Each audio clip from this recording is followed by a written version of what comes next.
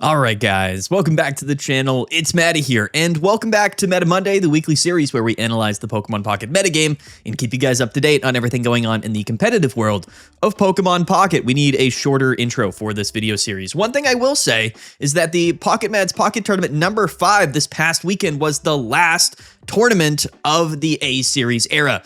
In fact, the next tournament coming up, PMPT, I guess is the abbreviation for the tournament series, number 6, is going to be the first major tournament that the new B1 expansion Mega Rising is legal, and registration is now open. So if you want to compete, shout out to box.gg for sponsoring not only last weekend's tournament, but this upcoming weekend's tournament, $250 in the prize pool. It's going to be a massive event. I assume a lot of people are going to be playing, and it's going to be just a whole lot of fun. We don't know what's going to be happening. All of the new cards are coming out. We're going to have just a couple of days with B1 to kind of figure out what the meta is, and I believe that the results of this upcoming weekend's tournament will likely define what we consider to be the meta. So I'm really, really excited about this. Again, it's been like 2 months since we had, a new expansion like this, let alone probably the biggest new expansion of all time, since Pokemon Pocket's ever, been out for the first year. So it's a new era of Pokemon Pocket. I would highly recommend that you guys go register, link down in the description below. And today is going to be really all about, the final send-off, right? This is the last time we will ever be talking about this metagame. Because to be fair, tomorrow and then Wednesday, we'll likely do some, perspective deck lists, some theory crafting, maybe talking about any leaks that come through. From here on out, this is basically just B1 territory. It's Mega Evolution Pokemon territory, Mega Rising. And this is the last day. This is it. This is the final, not only Meta Monday, but the final video in general, talking about the metagame as it is right now, because it'll change forever. That's what's going to happen. So go ahead, go register for PMPT number 6. Mega Rising is legal. Shout out to box.gg, link to register down in the description below. But let's talk about the results from this past weekend. Again, the final showdown, the last tournament of the A-Series of the first year of Pokemon Pocket. Here are the final standings. This is probably going to be a quicker Meta Monday today. I got a lot of stuff in the works for, of course, Mega Rising. So we'll go over this a little bit quickly. I know many people might not be like super interested in the results, right? I mean, at the end of the day, the meta is going to be changing. The rank season's over. Truthfully, this information isn't necessarily very useful in terms of looking forward, but we have to do our due diligence and we have to give respect and we have to showcase and shout out all of the players that participated this past weekend. Again, that's what we do here on Meta Monday. So again, take things with a grain of salt. I will be kind of, when I talk about the cards in this video, I'm basically going to be talking about what I think the future of those cards is in the next format, right? So it's going to be a different type of Meta Monday. But anyway, let's dive right into it. Here are the final standings, guys.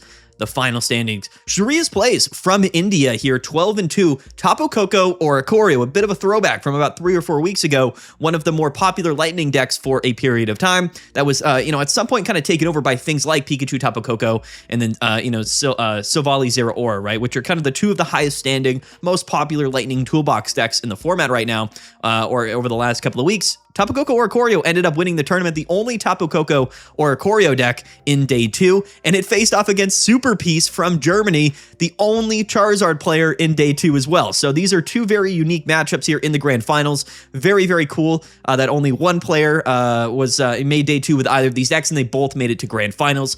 And yes, that does mean that Suicune Greninja not only did not win this weekend's tournament, but it didn't even make grand finals. We had one in top 4, we had a couple here in top 8, and 3 in top 8. And then, various more throughout the rest of the tournament. It was the most played deck. It was the most represented deck in day 2. So that's just sort of, what you can expect, truthfully. I really am pretty confident in the fact that this metagame, although really heavily dominated by Suicune Greninja from a meta share perspective, and in fact, definitely a tier 0 format, was actually pretty healthy in terms of the overall variety of options. If we take a look here at the final standings, again, I know there's a lot of Suicune Greninja, but, various different lightning type decks. Silvally's still in here, Guzzlord's in here, Giratina Darkrai's in here, Turbo Dark is in here, Charizard is in here, Ikorio sprinkled in. We did have a Buzzwole. Let's break this down. So Giratina Darkrai, Godboy here from Thailand. Shout out to all of these players who was the 3rd place deck. I'm going to zoom in a little bit. Who got 3rd place in the tournament.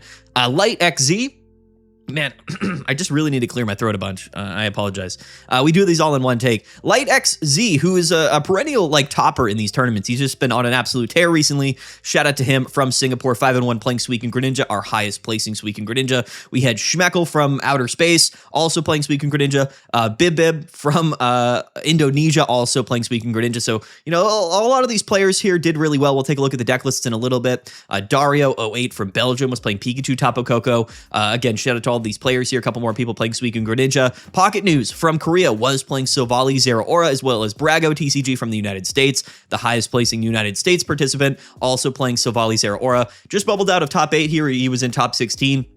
If we go down, we have John Alex from Norway, and then HQ 2009 from the United States, both playing Guzzlord. I actually felt pretty good about Guzzlord this weekend. I just felt like if, you know, a lot of people were playing Suicune and or the lightning type decks, I thought Guzzlord would be fairly well positioned. I'm not sure exactly how many people played them throughout the tournament. We can take a look later in the video. But Guzzlord had a pretty good run. In fact, Giratina Darkrai really struggled. It's hard to really explain that because we have one here in 3rd place and we have another Giratina Darkrai right here, Courage from Japan. And then if we go down here, there was another one in top 32 here. Bestiari, again, one of the better players as well in the tournament scene, playing Giratina Darkrai. But overall, in Nabrix, shout out to Nabrix, by the way, one of the best players, perennial champion as well. Guzzlord EX also. So, Guzzlord I thought was really good. I thought it was a better call than Giratina Darkrai, but a couple of Darktinas did slide in here. Turbo Dark. I know a lot of people were kind of curious about, the Daycare decks, right? The Turbo, Darkrai Arceus decks. How would they perform this weekend in the last weekend, given that it did sort of dominate last weekend's tournament where, we banned Greninja. I think that the metagame changed a little bit. Honestly, I think that the influence of Suicune Greninja really has kind of hampered Turbo Dark. I think that once we removed that from the metagame, Turbo Dark just had a really great time against many of the other decks in the format, whereas, once Suicune Greninja was, of course, 20 to 30% of the meta share, it just couldn't breathe as easily as it was able to in the ban list weekend. So, Turbo Dark, it saw a little bit of play, a couple of players here in top cut. This was a top 64 cut. If we go down here, we had some really interesting decks that, didn't make it like super far into the tournament, but they were really, really cool. So we had down here, if we go down, we had Mr. Demo from the United States was playing Espeon Sylveon, and then Imp Frozen also playing Espeon Sylveon. One of these, though, was a Togekiss list, which is really cool. I'll showcase that in a little bit. So a couple of Espeons did make day 2. We had very few Flareons, do extremely well in the tournament this weekend. I find that to be interesting. I think it was maybe just sort of variance or luck of the draw. I think that Flareon was definitely one of the top 3, top 4 decks of this metagame. This weekend, it just didn't perform that well. Javely NT, shout out to him. He was playing Gallade Lucario, who ended up, again, going into top 30 or top 64, which we do love.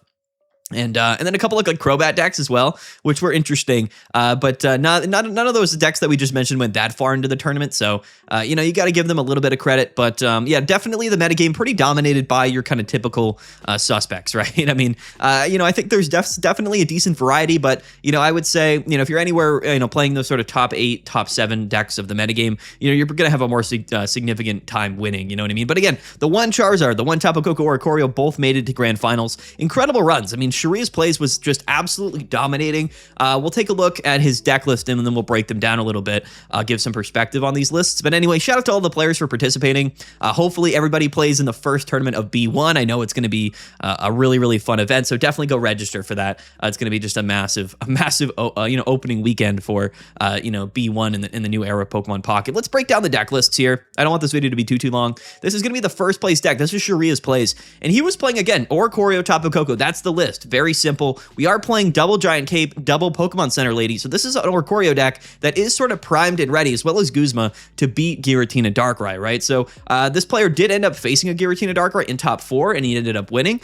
So big shout out to him. But his deck list was kind of specifically built for the Giratina Darkrai, matchup, right? Getting around Rocky Helmets, healing up the Oricorio, keeping them at high HP, whittling down Giratina Darkrai or other Darkrai decks that don't necessarily have, a prominent answer to Oricorio.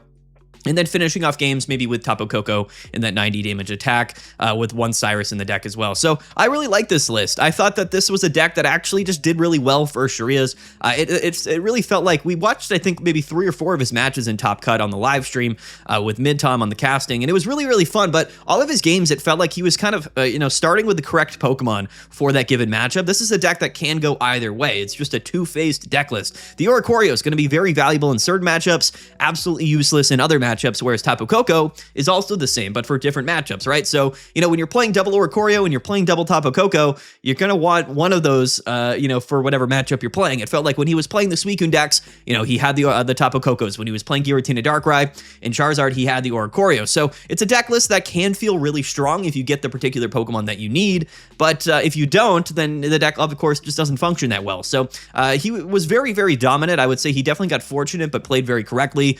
Just had an absolutely incredible run. A very unique deck list that I think is kind of like a high roll deck, but not a high roll deck at all. It's a high roll deck in terms of getting the correct start and having the correct board state for the matchup. Very, very interesting here. Very simple deck list. Again, 16 trainers. The Tapu Kokos really did just blaze through Suicune Greninja throughout the tournament, and then the Oricorios were there to kind of help in, of course, the Charizard matchup in Grand Finals where he won 2-1, and then he 2-0'd, I think, the Giratina Darkrai as well. So a very, very dominant performance from Sharia's, but a very interesting deck.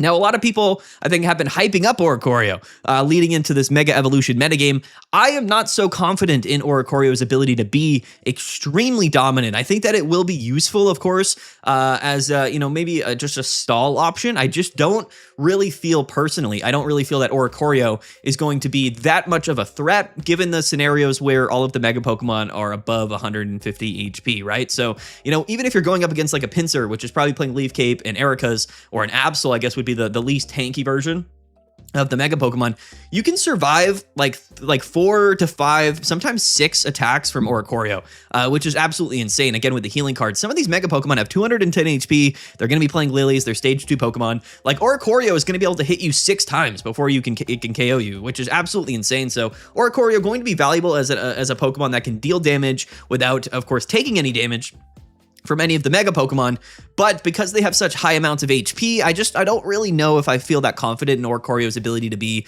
as dominant of a Pokemon in terms of like its damage output, right? When you're playing Giratina Darkrai, or if you're playing a lot of other decks in the metagame, 2-3 hits and maybe you can take a KO with Oricorio, especially because Suicune is popular. I don't know if Oricorio is necessarily going to have the same feel going into the next metagame. Tapu Koko is an interesting option though, because the thing we got to understand about Tapu Koko is that it does kind of set itself up with that free energy, right? So typically Tapu Koko, you only ever have to invest 2 energies into it. It is a very strong leadoff option going second. It's sort of a counter lightning type deck or counter water type Pokemon, counter Suicune. It's a really nice card. I like Tapu Koko. The Giant Cape, bringing it up to 150 with 2 PCL kind of makes it act like a pretty tanky Pokemon in a lot of different matchups. Like solo into Suicune, it absolutely dominates. But I don't know if Tapu Koko is going to be necessarily that relevant when Mega Pokemon come out. We'll have to see. I think that it might be kind of swapped in favor of things like Raikou to be paired with maybe some evolution Pokemon because of the legendary pulse draw effect that Raikou has. So we'll have to see if a deck list like this continues on. Again, the 90 damage attack for Tapu Koko is pretty relevant right now, just given the landscape of the metagame. But to some of these, 210 HP Mega Pokemon playing Lilies, like Tapu Koko might not really cut it in terms of its overall damage output. Things like Gyarados EX, Blaziken EX will be one-hit KOing Tapu Koko. So, these are the types of basic EX Pokemon in the metagame right now that might be kind of pushed out of play given the overall just sort of massive HP pool and damage output from Mega Pokemon. So very interesting. That's my opinions about that deck moving forward. But anyway, shout out to Sharia's plays, an absolutely dominant run, 7-0 in Top Cut, absolutely incredible. Next up is going to be Super Piece, the only Charizard player in Day 2, again making it to Grand Finals. He had an incredible run. It was unfortunate that he went up against the double Oricorio deck with PCL and Giant Cape, like the Charmeleon, the Repels, like they just really aren't enough to get around Oricorio. He did win the first match, which is interesting, but I think that the next 2 games here, Game 2 and Game 3 in Grand Finals, you can go ahead and watch back the stream VOD, were just very dominant, kind of the traditional, typical, Oricorio Charizard matchup that you would come to expect. And I honestly think that the Charizard, this Charizard deck here probably has about a 33% win rate into those types of Oricorio decks. So I guess it does make sense. He took one game, lost 2 games. That's just the reality of playing Charizard. But what's funny about Charizard being a fire type deck is that it was probably one of, if not the most significant counter meta counter deck to Suicune. Traditionally Charizard did extremely well all season into Suicune, and it was an interesting deck in that vein. Now Charizard, to me, again, I don't know if we're really going to see this Charizard much, right? We might, but I think that archetypes like this with the single Cleffa and the single line of one stage 2 Pokemon, like we could see a deck very similar to this, but instead of Charizard, maybe we just play, Blaziken EX or Ampharos EX or something like that, or even Gyarados, right? So it's like, Pokemon like this, like these stage 2 non-Mega EX Pokemon, are they really going to be able to compete with the Mega Pokemon, right? Or would you rather just play the Mega Pokemon? When you're playing a deck list like this, you're kind of playing Charizard like it was a 3-prize Pokemon. By the time Charizard goes down, the game is over, right? Because your Cleffa can easily just get KO'd, or it got KO'd earlier in the game, or your Charmander did, and then, Charizard is just there to finish the game, right? So an archetype like this will likely continue to exist. In fact, this kind of seems like a very typical standard like Mega Evolution deck build, right, with the Cleffa and whatnot. We're also getting access to May, so Evolution Pokemon are getting massively buffed going into next season, which I'm really excited for. But yeah, I don't know if Stoke Charizard will really continue on into the metagame, right? I think that there's going to be enough scenarios where you could plug in Mega Blaziken just directly in place of Charizard here, and it's probably just going to be a little bit more valuable, more HP, very similar damage output, but just more consistent in general. And you don't have to sit in the active spot without attacking, right? The 2 energy attack cost is pretty stellar. A lot of people have been sort of talking about Crimson Charizard from Charizard EX from Genetic Apex. That deck certainly does have potential. The 200 damage output, we have May, we have Flame Patch. I mean, that deck is going to be much better than it ever has been. So Stoke Charizard, although it was definitely one of the most, iconic Pokemon in this first year Pokemon Pocket, I don't know if it's really going to stick around for the next year Pokemon Pocket. It might get phased out. So, that's why I really think the metagame is going to change pretty drastically. But anyways, shout out to Super Peace. Great run. I mean, 6-1. I mean, he just absolutely dominated. Let's talk about Giratina Darkrai, the number 3 deck here, God Boy. And it's interesting if you take a look, right? So the last tournament of the metagame, the top 4 decks here, Coco Corio, Charizard, Giratina Darkrai, and Suicune. I mean, what I would say probably some of the most iconic decks in all of this first year Pokemon Pocket, right? Oricorio Lightning, Stoke Charizard, Giratina Darkrai, and Suicune Greninja. I mean, these are the 4 decks. So it's really funny to see how the results were in the final showdown, because this is kind of how I interpret really, the metagame is these 4 decks. These were the most defining decks of the last, year really, or 6 months. But Giratina Darkrai, let's talk about it, because again, I think Giratina Darkrai has struggled pretty tremendously. I know it got, 4th place here, or 3rd place, but it's really been struggling pretty heavily for the last couple of months, or last really, what I would say like 3 or 4 weeks. I think the big reason for that is that, Oricorio is being thrown into a lot of different lightning type decks. The lightning decks are, pretty reliant on Oricorio to really help them with some of the fire matchups, as well as Giratina Darkrai. So the win rate for Darktina definitely was on decline for the last couple of weeks here of the season.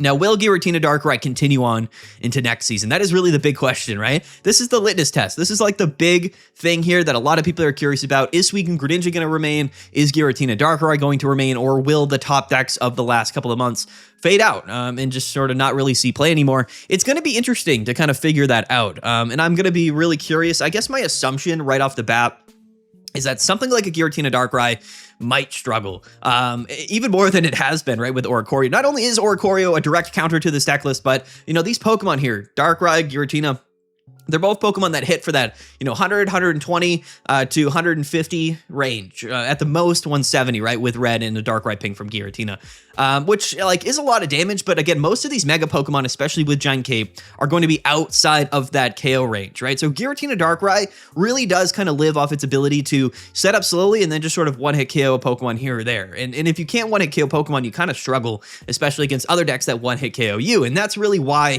Giratina Darkrai struggles so heavily into things like Charizard EX or like Snorlax EX. We've seen that this season, and I think that Giratina Darkrai is going to have similar struggles when we go into next metagame with all of these Mega Evolution Pokemon, right? Things like Gyarados EX, even things like Altera EX, maybe boosted by Aegislash. Pinsir EX hits 150 with a coin flip. Blaziken does 140 with Burn. Like, it's going to be really difficult for Giratina Darkrai to stick around, not only because it's not a super fast-paced deck, but it's also probably not going to be either taking KOs or living attacks from other Pokemon. especially these Mega Pokemon. So in my own assumption, at least right now, I don't know if Giratina Darkrai is going to really stick around, right? I think it kind of just gets swept by some of these really big, strong, stage 2 Pokemon, and I think Mega Pokemon are going to function very similarly to that.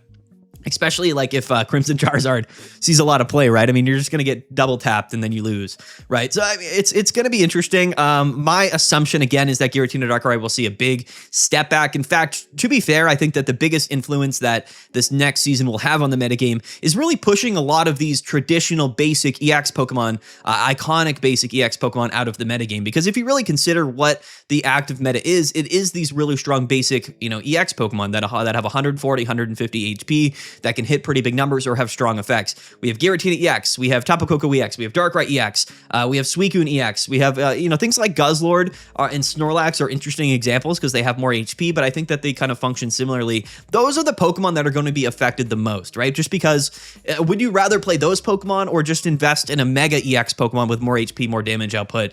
Giratina Darkrai really is kind of the only deck in the active metagame right now that goes on a 2-2 prize trade in a prize path, right? You're not playing any non-EX Pokemon, right? So you're forcing your opponent to go through both of these, 2 prize Pokemon. I will have to see if maybe some of the Mega Pokemon do that, if they do like a 2-3 prize math, where maybe you lead off with one and then you go into the other. The difficulty with that is that, of course, you're reliant on starting with one of those particular Pokemon, right? If you're playing Absol with Giratina, for example, if Absol's in the active spot, then that's really bad because any damage on Absol is going to be, detrimental, or if Absol goes down, the game is over, right? So you're kind of forced to go into one particular Pokemon. I think Mega Pokemon will likely see play with single prize Pokemon more conducively. However, for the evolution Pokemon, there is definitely the potential to play them with, stage 2 or 2 prize EX Pokemon. Things like Raikou and Ampharos. Things like Entei, Blaziken, right? Those are the things that I'm looking at. I don't know if we're going to be playing like Absol Giratina. To me, it just doesn't seem like it makes that much sense. It's not going to be that consistent. So Giratina Darkrai, it might be on the out. We might finally see sort of the disappearance of the most iconic deck in Pokemon Pocket, which to me would be the solidifying measure that would push us into the next era of Pokemon Pocket, which I'm excited to see. Let's talk about Light XZ, the top placing Suicune deck of the tournament. Definitely a really, really strong player. His runs over the last couple of weeks have been absolutely incredible. But I mean, Suicune Giratina, Suicune Greninja, probably the strongest deck that we've ever had. I mean, truthfully, this deck has it all. It does everything. For some reason, every single time Suicune and Greninja goes first, they have a Giratina on their bench. And I don't know how they do it. I don't know why they do it. But it just seems like every single time that one Giratina shows its face when they're going first, right? Because this is a deck that doesn't like to go first, especially if Suicune's not in the active spot. But again, every time they go first, Giratina's on the bench. That's really what it seems like. The Greninja Cyrus stuff is absolutely broken. I think that this deck theoretically and this strategy of Greninja and Suicune is actually going to be buffed pretty heavily with May coming into the format. And that's what kind of scares me about Suicune Greninja, is that now we can find that Greninja way more consistently because we can slot May into the deck. And that does scare me. Again, however, I don't know if like the total damage output for Suicune Greninja or the overall pacing is really going to help it that much, right? Suicune relies on that giant cape or that 140 HP threshold to just not get KO'd by a lot of stuff, right? There's just not many things in the game that can consistently one-hit KO Suicune, which is why playing 2 Irida in the deck is really valuable. However, if there's multiple Pokemon in the metagame that are one-hit KOing you, then Suicune becomes just a little bit less relevant, especially these really big Pokemon that can survive alone in the active spot, i.e. things like Charizard or Guzzlord, right? So we've seen answers to Suicune Greninja in those forms, and I think we will continue to see counters to decks like Suicune in those forms, just in the place of Mega Pokemon. So we'll have to see. I think that this deck is just so exceptionally strong that it has potential for sure, no matter what happens next season. The only thing that scares me a little bit about Suicune is the breakpoint thresholds, as well as the overall damage output, right? You got to keep in mind that Suicune's really strong, but it is sort of a 2-hit KO Pokemon in kind of a 1-hit KO metagame. It might not even 2-hit KO very reliably against Mega Pokemon, right? I mean, you got to think about it. Like a Mega Ampharos with 2 Lily, like you can't win. You're not winning. Like you just can't. You're not doing enough damage. It's going to heal. It's going to bop you with weakness doing a ton of damage. So we'll have to see kind of how that all functions with Suicune Greninja. I think it has a little bit more potential than Giratina Darkrai does this next season, personally. But, again, things like Giratina, like Suicune, they're just maybe not going to be as reliable. Maybe there's like a Mega Pokemon that Suicune pairs with pretty well. We'll have to see, man. I'm just really curious, honestly. how that's all gonna go.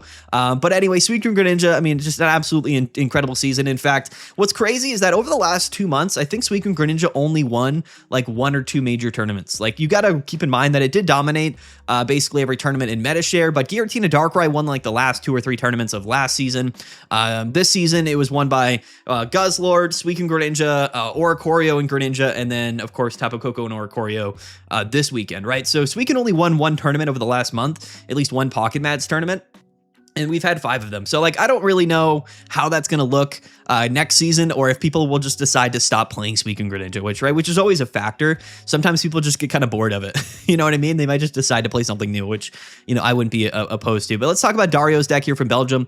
This was sort of the predominant Lightning deck as, you know, the season developed. It was very similar to the other, you know, Oricorio Tapu Koko deck, but was a little bit more of a fully built out sort of conducive deck, less simple, right? Less bare bones. We're playing the Pikachu to hit for 150. We're playing the Zeraoras to act as like energy batteries, but also aggressive attackers, you know, in the Suicune matchup, 2-hit KOing potentially, which are, you know, it is a valuable Pokemon.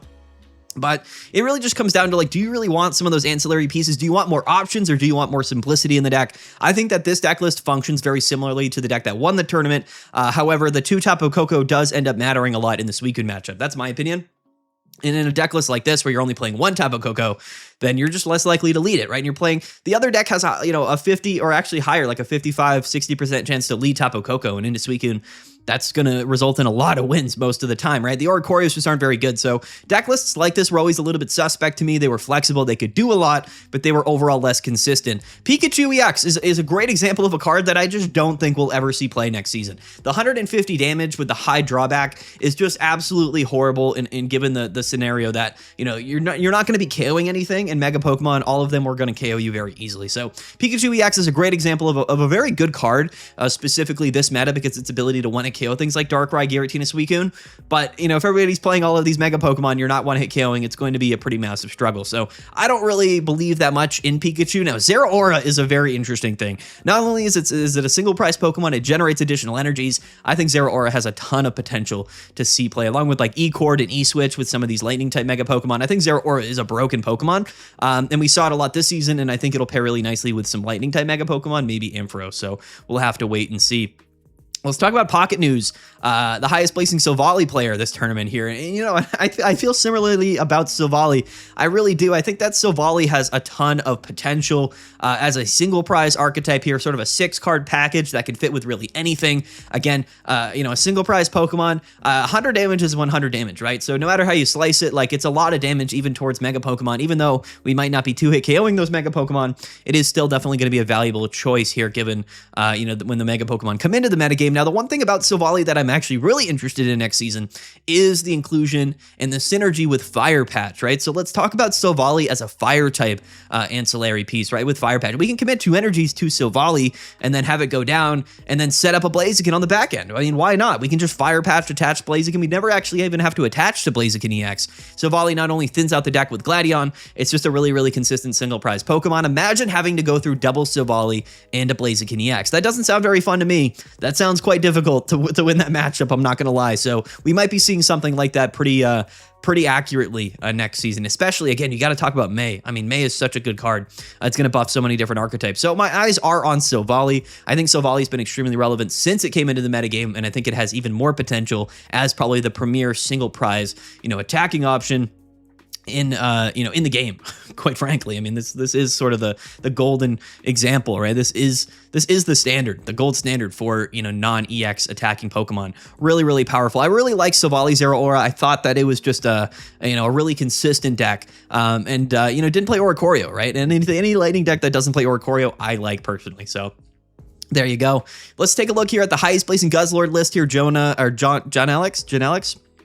And let's talk about Guzzlord. Guzzlord to me is very interesting. I think that if any of the basic EX Pokemon of yesteryear have potential in this new metagame upcoming, it's going to be Guzzlord. 170 HP is a lot. I mean, he's built different. He's a big boy, right? I mean, 170 HP is a lot. I mean, there's just not many people, Pokemon doing 170, right? So Guzzlord, its ability to not only tank up hits, live one-hit KOs, while also discarding energies is relevant. We have to keep in mind Guzzlord is also, a dark-type Pokemon. I actually just like Guzzlord in general, and I think that if any of these Pokemon have potential going into next metagame, Guzzlord might be a great example of that. It's also, again, one of the few archetypes that can survive by playing two prize Pokemon. Similarly to Giratina Darkrai, it's one of the only other decks that does that. Yes, you play one Celesteela, but you don't always have to bench it. You can kind of hold it in your hand. It's an interesting deck list for sure. I think Guzzlord has a lot of potential. I think the energy discarding, although not as valuable with Fire Patch entering the metagame, is probably going to be pretty valuable just in general, right? I mean, it's an RNG based deck. It's a bit of a high roll deck. You're flipping coins. If you get heads, it's difficult to work around. So this could be still a very valuable Pokemon going into next metagame with the Mega Pokemon. We'll have to see. I like Guzzlord a lot. One of the more consistent matchups into Suicune all season long over the last 2 months. I think Guzzlord is one of the better decks, probably a top 5 deck over the last couple of months. Shout out to Guzzlord, man, because Buzzwole really did fall off, but Guzzlord, he stepped up and he kept he kept up with it, as the season went on. Okay, next up here, let's take a look at. I'm not sure. Is this May? I don't know what this name is actually. It's probably not May, is it? Whoever this player is from Japan, I can't read the name. Was playing Turbo Dark. So, I think that the Daycare deck, this is interesting. He's playing Guzzlord actually instead of Snorlax. So this is something I've never actually seen before. So this is just a unique deck in its own right. But this is just Daycare, minus Snorlax, plug-in Guzzlord. Again, interesting. But the Daycare archetypes, again, for the similar reason, I don't know if they'll survive, right? Doing that damage that Arceus can do, which is a bit different, right? With Red, with Giovanni, with the Darkrai Ping. This is a deck that can hit for that 170 HP range. So that is KOing things like Absol and Pinsir, that is without Leaf Cape, but again, you're getting one at KO'd by a lot of stuff, right? We are playing one giant cape, but it's about the breakpoints, right? And I think that this deck list, as it's built, again, makes a lot of sense in the sense that you're playing single prize Pokemon, and then you're playing one big heavy hitter, so you can kind of plug in these EX Pokemon with Mega Pokemon in a very similar build to this. The Tyrogue, Giovanni, Darkrai stuff is very unique into, of course, into Oricorio as a counterplay, but it's just a deck to me that I don't know. Like I just can't imagine, an archetype like this really surviving, right? It is kind of turbo, so like going second leading baby, like that 130 plus maybe with red on your second turn can be valuable, but it's really only valuable, I think, this season because you're taking KOs, whereas like Mega Pokemon, you're just not really taking those KOs. So, that's just, I think what's going to change mostly is the breakpoints. Turbo Dark, I think that it could have been the best deck. Daycare, it could have been the best deck in the metagame if Suicune wasn't so dominant. Definitely a really fun deck list. The evolution of these sort of Turbo Arceus decks over the last couple of months is probably one of the more interesting developments that we've ever had in the metagame. This, to me, is still one of the most unique decks in all of Pokemon Pocket. Somebody commented, why not play Pokeballs? Wouldn't it just be more consistent to play Pokeball?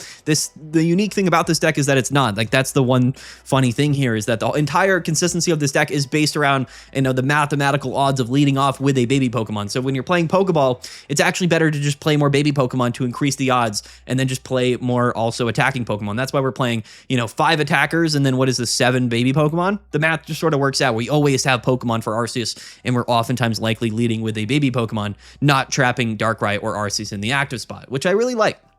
So I think it's just really, really cool and really unique. The Guzzlord here is very interesting, but that's kind of my opinions about Turbo Dark. So there you go.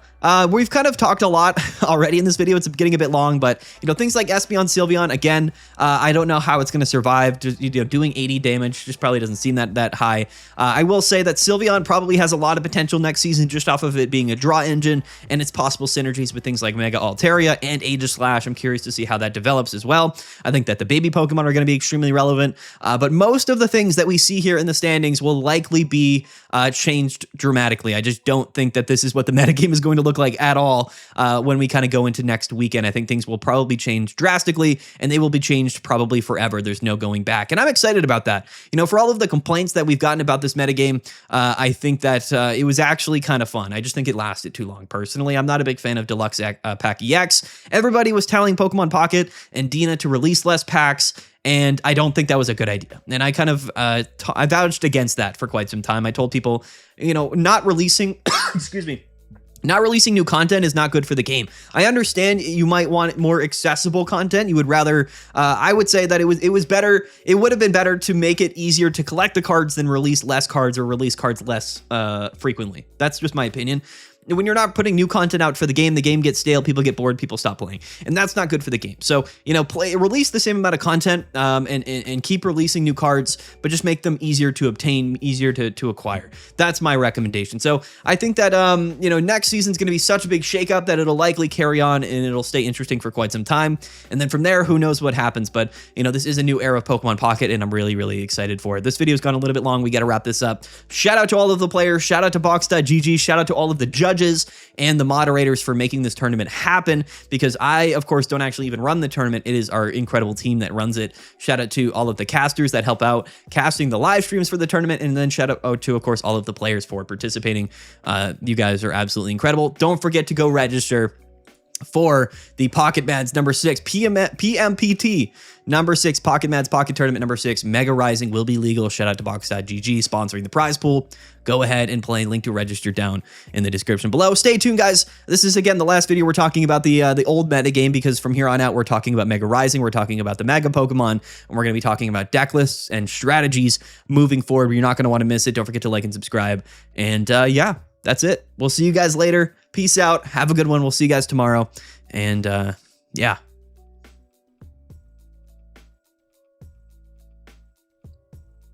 Bye.